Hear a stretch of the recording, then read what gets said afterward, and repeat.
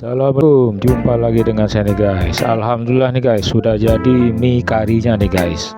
Mie kari ini saya buat di Jepang nih guys, sedang musim dingin. Enak sekali nih guys, saat musim dingin kita makan mie kari ya. Nah, ini bumbu karinya ini saya beli dari toko halal Pakistan tuh guys.